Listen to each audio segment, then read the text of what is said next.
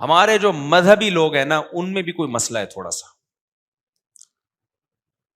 ہمارے حضرت ایک بات بہت بتایا کرتے تھے کہ جن لوگوں کو دیندار بننے کا شوق ہے نا ان کو بھی دیندار بننا آتا نہیں ہے.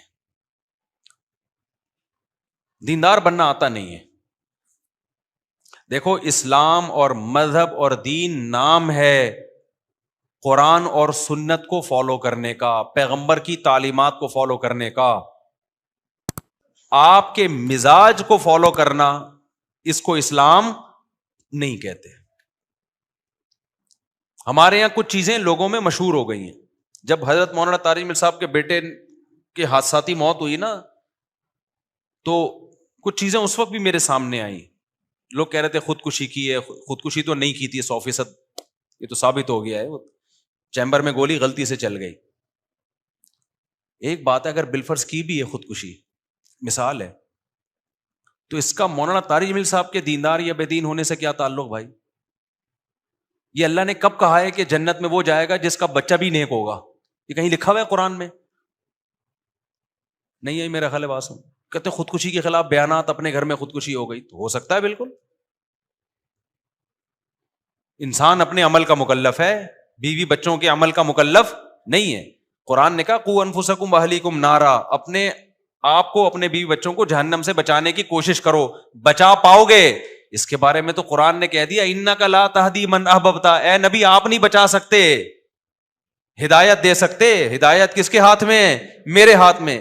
نبی اگر کسی کے دیندار ہونے سے اس کے رشتہ داروں کو ہدایت ملنا ضروری ہوتا تو سب سے پہلے محمد صلی اللہ علیہ وسلم کے سب سے چہیتے چچا ابو طالب کو ہدایت ملتی. ساری زندگی ہمارے نبی اس درد میں روتے رہے کہ کسی طرح میرے چچا کو ایمان کی توفیق مل جائے.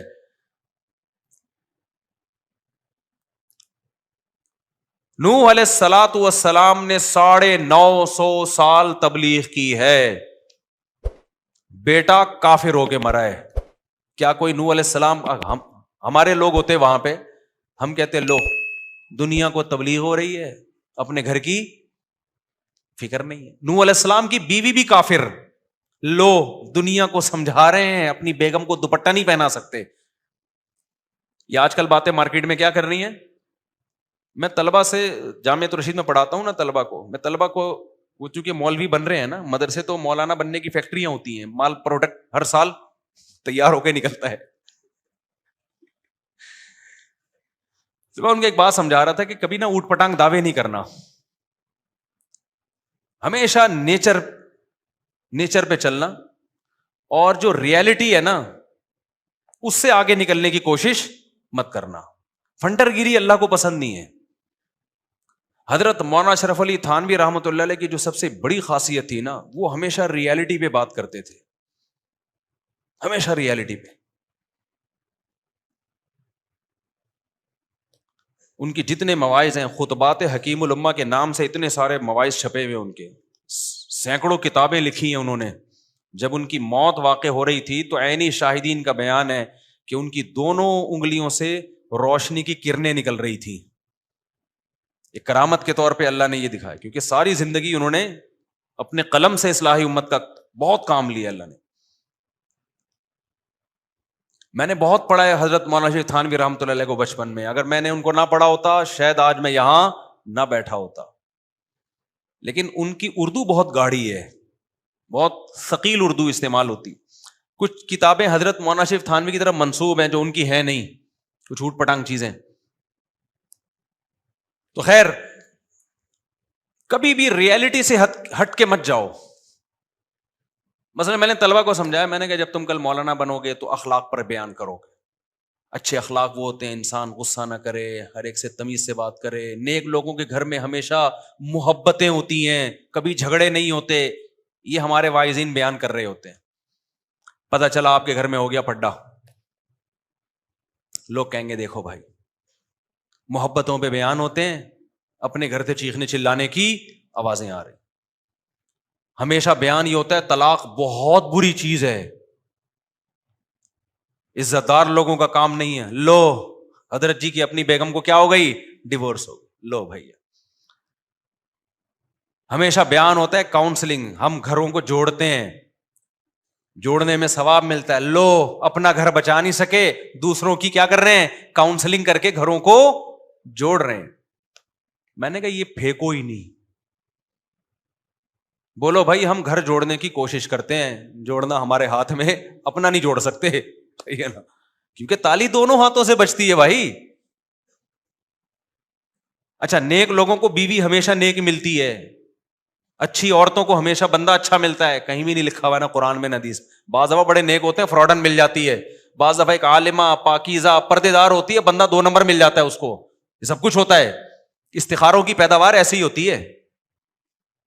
یہ جو آج کل خلاف سنت استخارے نکال رہے ہیں نا، استخارہ نکالا اور یہ والا رشتہ نکل آیا، تو پھر وہ چرسی نکلتا ہے اس میں، کیونکہ آپ شریعت سے آگے. شریعت نے کب کہا استخارہ نکال کے شادی کرو بھائی؟ شریعت نے کہا مشورے کرو، لوگوں سے اس کی تحقیق کرو.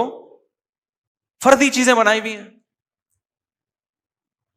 ایک خاتون نے کہا میرا ایک رشتہ آیا ہوا ہے، میں نے کہا بھائی وہ آپ کے ابا نے اس کی تحقیق کی ہے، اس کے دوستوں سے اس کے ساتھ سفر کیا یا اس کی پوری انکوائری کی ہے؟ نہیں، میں نماز پڑھتی ہوں، تہجد پڑھتی ہوں، مجھے یقین ہے اللہ میرے ساتھ غلط نہیں کر سکتا، مجھے یقین ہے میرا اللہ میرے ساتھ ہے، میں اللہ پہ توکل کروں گی. ابے کیوں بھائی، تو کیا مریخ سے آئی ہوئی ہے؟ کوئی الگ ٹائپ کی خاتون ہے کیا کہ تو پہلی ہے جس نے تہجد پڑھی ہے؟ کہ تہجد گزاروں کو چرسی ہیروئن سے نہیں ملتے، 2 نمبر نہیں مل جاتے؟ اسلام نے کب کہا ہے کہ جب تم تہجد پڑھتے ہو تو جو آ جائے ہاں کر دو؟ کہ کہاں اسلام نے؟ ابے یار آپ لوگ کو سمجھ میں نہیں آ رہا. اللہ میاں نے اسباب کے ساتھ دنیا کو جوڑا ہے میرے بھائی. دعا اسباب کے بعد قبول ہوتی ہے. اسباب اختیار کیے بغیر دعاؤں کو فوکس کرو گے، اس کا مطلب آپ دعاؤں میں ہی مخلص نہیں ہو. ایک آدمی کما نہیں رہا، بیٹھا بیٹھا دعائیں مانگ رہا ہے، دعائیں مانگ رہا ہے، اللہ روٹی دے دے، تو قیامت تک مانگ مانگ کے مر جائے گا، روٹی نہیں ملے گی اس کو، اٹھ کے پھوٹنا پڑے گا، جانا پڑے گا بازار میں. ایک صاحب آئے مجھے کہنے لگے میرا بیٹا کسی کام کا نہیں ہے. الحمدللہ ایسے ایسے اللہ نے ماشاءاللہ مسلمانوں کو اولادیں دی ہیں. میں اس کی شادی کر رہا ہوں شاید کچھ بن جائے. میں نے کہا اگر نہیں بنا، بے روزگار ہے، کرتا ورتا بھی الحمدللہ. بہت سارے کیسز آئے ہمارے پاس، ایک کیس نہیں ہے یہ. حالانکہ میں تو صبح شام شادیوں کی ترغیب دیتا ہوں. ان کا خیال یہ تھا میں تو بولوں گا ماشاءاللہ یار یہ ہوتا ہے باپ، بچہ کسی کام کا نہیں ہے پھر بھی 4 شادیاں کرا دی اس کی، ماشاءاللہ. میں نے ایسا نہیں کہا اس کو. میں نے کہا نہ یہ کم بخت کچھ کر رہا ہے، کوئی ہلے جلے کچھ، چلو پھر اپنی ذمہ داریاں پوری کر رہا ہو. آپ کو پتا ہے آج نہیں تو کل اپنے پاؤں پہ کھڑا ہو جائے گا یہ، تو چلو اب میں تعاون کر دیتا ہوں. اپنی ذمہ داری تو یہ پوری نہیں کر رہا، پڑا رہتا ہے پوستیوں کی طرح. بہت سے بچے ایسے ہوتے ہیں کہ نہیں ہوتے. میں نے کہا اس کی شادی نہیں کرانا، پچھتاؤ گے، اگلے کی زندگی بھی تباہ ہوگی جو آئے گی. کہہ رہے نہیں یار اللہ نے چاہا تو انشاءاللہ یہ ٹھیک ہو جائے گا نکاح کے بعد. میں نے کہا اللہ نے اگر نہیں چاہا تو پھر تجھے پتا ہے کہ اللہ کیا چاہے گا؟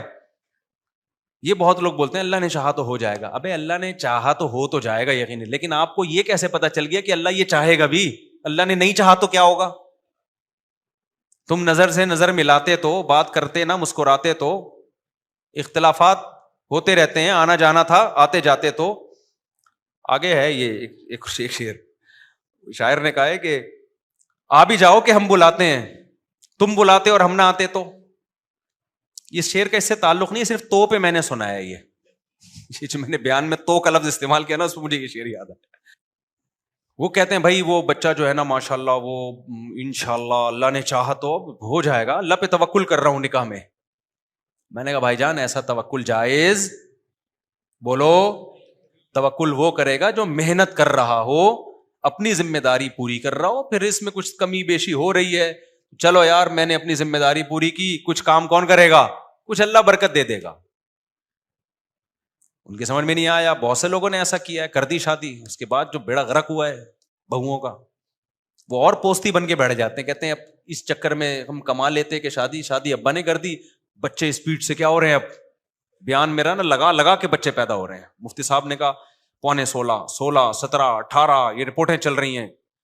خرچہ کس پہ آ رہا ہے؟ دادا پہ. بولے کم بخت اور پھر دادا کو یہ بھی امید نہیں ہے کہ یہ بچے بڑے ہو کر کچھ کما لیں گے. ان کو پتا ہے جیسا باپ ہے بچے بھی, پروڈکٹ بھی ویسی آئے گی مارکیٹ میں. یہ بے موقع توکل ہے, بے موقع. لوگ کر رہے ہوتے ہیں بھائی اللہ نے چاہا تو. ایک صاحب آئے, ان کا داماد ان کی بیٹی کو 30 سال سے ستا رہا ہے اور بیٹی بالکل ہو گئی پاگل, دماغی توازن ہو گیا اس کا خراب. 30 سال بعد مشورہ لینے کے لیے آئے کہ میں داماد سے ڈیورس لینا چاہ رہا ہوں, ابھی بھی مجھے کانفیڈنس اس میں اتنا کانفیڈنٹ نہیں ہوں. میں نے کہا تھوڑا اور لیٹ آ جاتے.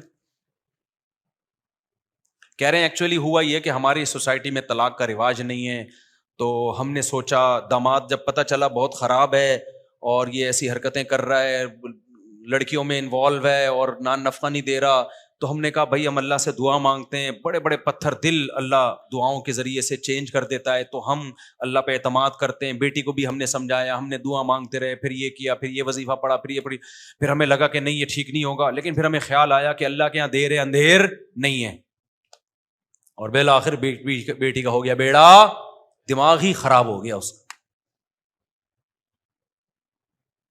بھائی جان اللہ میاں کے ہاں دیر ہے اندھیر نہیں ہے, 100% درست. اس کا یہ مطلب نہیں ہے جو آپ سمجھ رہے ہو. اس کا مطلب یہ ہے کہ جب حدود اللہ پہ قائم رہنا ممکن نہ ہو, قرآن میں اللہ نے کہا ہے کہ علیحدگی اختیار کرو.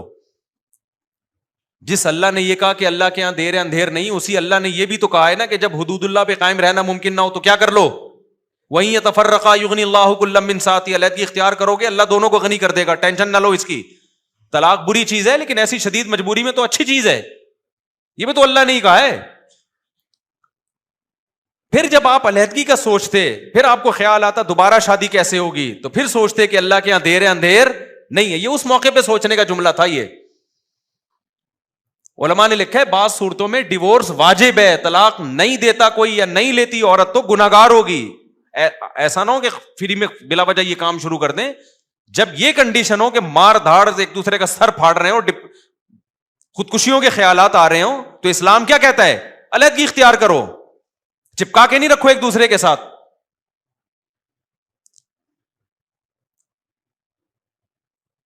ایک خاتون نے کہا میری شادی ہو گئی, 1 ہفتے کے بعد پتا چلا کہ جی بندہ بالکل اولاد ہی نہیں ہو سکتی, بالکل نامرد ہے. میں نے صبر کیا, کیونکہ صبر کرنے والوں کے ساتھ کون ہے, اللہ ہے. اور اس صبر کا مجھے یہ صلہ ملا کہ 20-25 سال میں نے اس شوہر کے ساتھ گزارا کیا, نہ اولاد نہ کوئی ڈیزائرز پوری کر سکتا ہے وہ, لیکن اب وہ مجھے پہ شک کرنے لگا ہے کہ یہ اتنی پاک دامنی کے ساتھ میرے ساتھ رہ رہی ہے تو لگتا ہے کوئی دال میں کچھ کالا کالا ہے. کہتی مجھے یہ وفا کا صلہ ملا. میں نے کہا آپ نے جو صبر کے فضائل سنے ہوئے تھے نا, وہ اس موقع کے نہیں تھے, وہ اس موقع کے ہی نہیں تھے. وہ شادی جب ایک بندے نے دھوکہ دیا ہے, آپ کو بتایا نہیں کہ اتنی بڑی بیماری ہے, پیسوں میں دھوکہ دے دے چل جاتا ہے, عمر کا دھوکہ دے دے, تھا 40 کا بتایا 30 کا, چل جائے گا. پتھر سے تھوڑی شادی ہوتی ہے, کسی دیوار سے تھوڑی شادی ہوتی ہے. نکاح کا تو بنیادی مقصد ہی اولاد ہے. اس معاملے میں جب دھوکہ دے دیا, ایک دھوکے باز کے ساتھ وفا کر رہی ہو آپ, بیڑا غرق کر دیا پوری زندگی اپنی, اور اب 30 سال کے بعد طلاق لے کے کہاں جائے گی وہ. یہ ہے ہمارے دینداروں کے غلط کانسیپٹ. نہیں آ رہی کھوپڑی شریف میں بات, بھائی جان کیا ہو گیا, سمجھ میں آ رہی ہے بات. تو فرضی چیزیں کی ہوئی ہیں. اور ایک غلط کانسیپٹ, دینداروں کے پاس پیسہ اچھا نہیں لگتا لوگوں کو, یہ تو بہت بڑا مسئلہ ہے. جیسے پیسے سیکولر طبقے کی تو کھوپڑی آؤٹ ہو گئی نا پیسے سے, اس کے ہاں تو سب کچھ کیا ہے, پیسہ ہے. ایسے ہی ہمارے ہاں دینداری اور بزرگی کا معیار یہ کہ پھٹے پرانے کپڑے پہنے اور ناڑا لٹک رہا ہو اس میں سے. کیونکہ جب میں بائک پہ پھٹی پھٹپٹی بائک پہ جاتا تھا, لوگ کہتے تھے حضرت کیا حضرت کو اللہ نے مقام عطا فرمایا. اب میں ریوو میں جا رہا ہوں تو لوگ کہتے ہیں اس کو دیکھو یار بدل گیا بندہ, کیا ہو بدل گیا. وہ بات نہیں رہی, روحانیت ختم. ریوو کا روحانیت سے کیا تعلق ہے اللہ کے بندے, یہ کون سی حدیث میں لکھا ہوا ہے.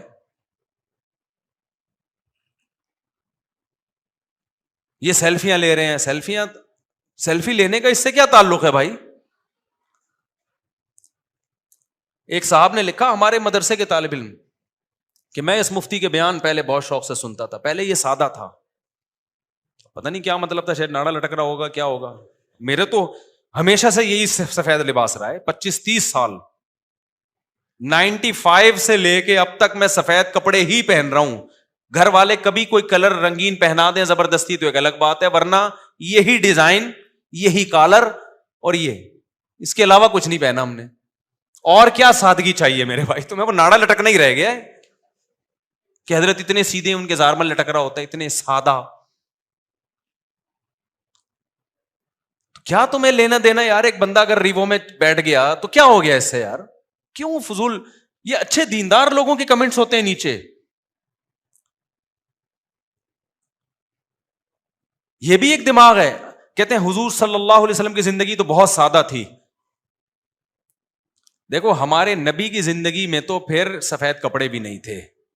اگر نبی کی زندگی کو فالو کرنا ہے تو اس میں پھر جو کی روٹی ہے, گندم کی روٹی بولو نہیں ہے. پھر تو علماء کو چاہیے کہ ایک ٹائم جو کی روٹی کھائیں بس. پھر اس میں ایک لنگی ہے, کبھی اوپر کی چادر تھی کبھی نہیں تھی. وداؤٹ قمیض ہمارے نبی صلی اللہ علیہ وسلم گھومتے تھے, اس لیے کہ کپڑا ہی نہیں تھا. پھر تو اگلا بیان میرا دھوتی پہن کے ہوگا, وداؤٹ بنیان. پھر دیکھتا ہوں ایسی سادگی آپ افورڈ کر پاؤ گے کہ نہیں کر پاؤ گے. پھر 40 دن گھر میں چولہا نہیں جلتا تھا. پھر یہ والی زندگی ہے, 40 دن پھر آپ بھی کبھی گھر میں ہم چولہا نہیں جلے, کوئی ٹکے گا گھر میں؟ اب تو 4 کی باتیں کر رہا ہوتا ہوں, اس کے بعد ایک بھی نہیں ہوگا گھر میں. او بھائی وہ جو نبی کی زندگی تھی نا, یہ سادگی والی کی, ایک لنگی ہے, اوپر پہننے کی قمیض بھی غربت تھی, مسکنت تھی. یہ نبی کی اختیاری تھی. اس میں نبی نے ہمیں اپنے آپ کو فالو کرنے کا حکم نہیں دیا. اگر فالو کرنے کا حکم دیا ہوتا تو حضرت عثمان اور عبد الرحمان بن عوف کی بھی یہ زندگی ہوتی. ان کی تو بڑی لگژری زندگی تھی. حضرت عثمان کے اونٹ تجارتی ایک دفعہ مدینہ میں آئے ہیں نا, تو مدینہ کی زمین ہلنے لگی. پتا چلا کہ سینکڑوں اونٹ مال سے بھرے ہوئے مدینہ میں آ رہے ہیں. اونٹ کا چغازا وزن ہوتا ہے. جب سینکڑوں اونٹ لدے ہوئے آ رہے ہوتے ہیں, پتا چل غبار سے اور اس کی شان و شوکت سے پتا چلا کہ کس کا تجارتی قافلہ آ رہا ہے, عثمان کا. نہیں آئی میرا خیال ہے بات سمجھ میں؟ تو ہمارے نبی نے تو ان کو منع نہیں کیا. یہ ہمارے نبی کا فقر اختیاری تھا. اللہ نے آپ کا مزاج ایسا بنایا تھا. اس میں بہت ساری حکمتیں تھیں. وہ حکمتیں کیا تھی اس پر میں کئی دفعہ بیان کر چکا ہوں, ابھی یہ میرا ٹاپک نہیں ہے. سلیمان علیہ السلام بھی تو اللہ کے پیغمبر تھے نا. کتنا بڑا عالی شان تخت تھا ان کا, کیسا عالی شان تاج تھا ان کا. ہمارے آج کے یہ صوفی ٹائپ کے, جو جاہل ٹائپ کے صوفی ہیں, یہ اس دور میں ہوتے, حضرت سلیمان کے پاس آ کے کہتے کہ آپ کی تو اسٹائل ہی الگ ہے, آپ کا تو بھائی یہ تو بزرگوں کا اسٹائل یہ ہوتا ہی نہیں ہے. آپ کا تو لشکر دیکھو اور لگژری زندگی دیکھو, آپ کا تو تخت اتنا بڑا عالی شان تخت تھا. سلیمان علیہ السلام ایک چھپڑا بھی تو بنوا سکتے تھے نا بیٹھنے کے لیے. ایک منجی ہوتی, اس پہ سلیمان علیہ السلام آگے بیٹھ جاتے, دربار وہاں بھی لگ جاتا. ارے منجی نہیں ہوتی جس میں نیچے سے بھی ہوا لگتی ہے, بیڈ میں نا نیچے سے ہوا نہیں لگتی. منجی میں فائدہ ہوتا ہے کہ نیچے سے بھی ہوا لگتی ہے, اس میں زیادہ سکون کی نیند آتی ہے. تو سلیمان علیہ السلام ایسے بھی تخت لگا سکتے تھے کہ چارپائی ہوتی ہے وہ جو کھجور کے پتوں والی, اس پہ بیٹھتے. ہمارے نبی کا تخت تو یہی تھا بھائی. ہمارے نبی زیادہ بڑے بادشاہ تھے سلیمان علیہ السلام سے, لیکن تخت کیسا تھا؟ ایک بوریا چٹائی جس پہ نشان پڑ جاتے تھے. سلیمان علیہ السلام بھی اللہ کے محبوب پیغمبر, لیکن ان کا انداز کیسا تھا؟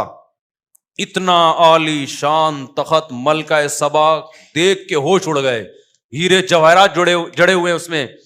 اب کوئی کہتا ہے یہ بزرگ ہیں, ان کا انداز تو دیکھو. اور بات کا انداز بھی وہی تھا. ہدہد مارکیٹ سے شارٹ ہوا, سلیمان علیہ السلام نے فرمایا وداؤٹ پرمیشن یہ مارکیٹ سے شارٹ کیوں ہوا ہے؟ جب آئے گا اگر اس نے معقول ریزن پیش نہیں کی, اس کو میں سزا دوں گا یا اس کو ذبح کر ڈالوں گا میں. آپ کو لو بھائی ان کے تو بات کیسے کر رہے ہیں یار یہ یہاں کے صوفی ہوتے کہتے یار یہ تو بات بھی عجیب انداز سے کر رہے. بھائی حکومت چلانا ہے تو اسی اسٹائل میں بات ہوگی. اگر سلیمان علیہ السلام کا اسٹائل یہ ہوتا ہد جب آئے گا تو دیکھیں پہلے میں اس کو محبت سے سہروزے کی جماعت میں بھیجوں گا, پہلے محبت سے سمجھاؤں گا میں اس کو. تو ہد تو سدھرتا نہیں سدھرتا, جو اور درباری تھے وہ بگڑ جاتے, بولتے ہیں یہ صحیح مل گئے بھائی ہمیں بادشاہ سلامت, جہاں مرضی غائب ہو جاؤ, کوئی بھی بہانہ کر دو. یہ دل کے اتنے نرم ہے وہ بہانہ کیا کر لیتے ہیں, قبول کر لیتے ہیں. سلیمان علیہ السلام کو حکومت چلانی تھی, فوج تھی. فوج میں ایسا نہیں ہوتا میدان جنگ میں فوجی مارکیٹ سے شارٹ ہے تو آفیسر آئے کہہ رہا ہے آپ کہاں گئے ہوئے تھے بیٹا, ابھی تو جنگ شروع ہونے والی ہے, میری نانی کا انتقال ہو گیا تھا سر میں وہاں گیا تھا. کوئی بات نہیں بیٹا, انسان کے اخلاق اچھے ہونے چاہیے, میں تمہیں کوئی سزا نہیں دینا چاہتا, آئندہ خیال کرنا. نانا کا انتقال پہ بتا کے جانا. ایسا ہوتا ہے کسی فوج میں نہیں ہوتا.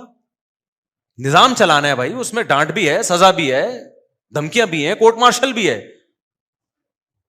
تو جس کی نیچرل لائف ہوگی اس میں دھمکیاں بھی ہوں گی, بدماشیاں بھی ہوں گی, پھٹے بھی ہوں گے, اللہ نہ کرے طلاقیں بھی ہو سکتی ہیں, سب کچھ ہو سکتا ہے.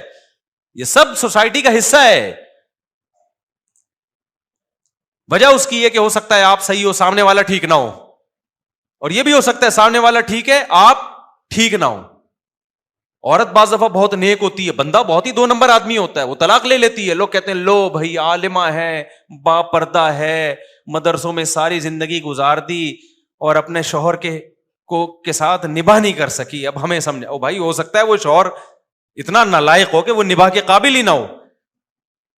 تو یہ موضوع بڑا تھوڑا سا لمبا ہے, ابھی وقت ہمارا چونکہ ختم ہو گیا, تو جمعے کی نماز کے بعد کچھ سوالات کا سیشن بھی ہوگا, کچھ اس موضوع کو تھوڑا سا میں کمپلیٹ کروں گا. تو یہ وہ چیزیں جن کا دینداری سے کوئی تعلق بولو نہیں ہے. پھر تعلق کن چیزوں کا ہے وہ بتاؤں گا انشاءاللہ میں. آپ کہیں گے پھر ہے کن چیزوں کا تعلق, تو پھر تو ایک دنیا دار میں اور دیندار میں کوئی فرق ہی ختم ہو گیا. تو وہ فرق بتاؤں گا میں, ابھی تو میں بتا رہا ہوں کون سی چیزوں کا دین سے کوئی تعلق نہیں ہے. سمجھتے ہو کہ نہیں سمجھتے؟ تو باقی وقت چونکہ پورا ہو گیا تو انشاءاللہ جمعے کی نماز کے بعد تھوڑی دیر ہم بیٹھیں گے, آپ لوگ لائن پہ رہیے گا. یہ جو آج بیان ہوا ہے نا, تھوڑا سا میں اس کو تھوڑا سا کنٹینیو کر لوں, ورنہ پھر اس پہ ڈیٹیل میں بعد میں بات کروں گا. میں مثال دے رہا تھا مولانا تاج مل صاحب کی نا, کہ لوگوں نے مشہور کیا ہوا ہے کہ یہ کر دیا وہ کر دیا. تو دینداری کے لیے لوگوں نے خود سے چیزوں کو فرض کر لیا ہے, بہت ساری چیزوں کو, حالانکہ ان کا دینداری سے کوئی تعلق نہیں ہے. یہ جو میں نے اپنے بارے میں کہا کہ لوگوں کو گاڑی میں جاتا ہوا بندہ پسند نہیں آ رہا, کہ لوگ کہتے ہیں سادگی نہیں ہے, تو اپنے بارے میں رپورٹیں پیش کرنا مقصد نہیں ہے, اپنی صفائیاں پیش کرنا. مقصد یہی ہے کہ لوگوں کا جو یہ کانسیپٹ ہے نا کہ بڑی گاڑی میں گھومنا, جہاز میں سفر کرنا اور اچھے کپڑے پہننا, یہ سادگی کے خلاف ہے اور دیندار لوگ ایسے نہیں ہوتے, یہ کانسیپٹ غلط ہے. اپنی صفائیاں پیش کر کے ہم نے کیا کرنا ہے, کسی نے ہم نے کون سا کوئی وہ کیا کرنا ہے ہم نے, یعنی کوئی الیکشن میں تھوڑی کھڑے ہونا ہے میں نے کہ میں اپنی رپورٹیں پیش کروں تاکہ اگلی دفعہ مجھے ووٹ ملے. مقصد یہ بتانا ہوتا ہے کہ یہ اپنی طرف سے چیزیں لوگوں نے بنا لی ہیں, ان کا دین سے کوئی تعلق نہیں ہے.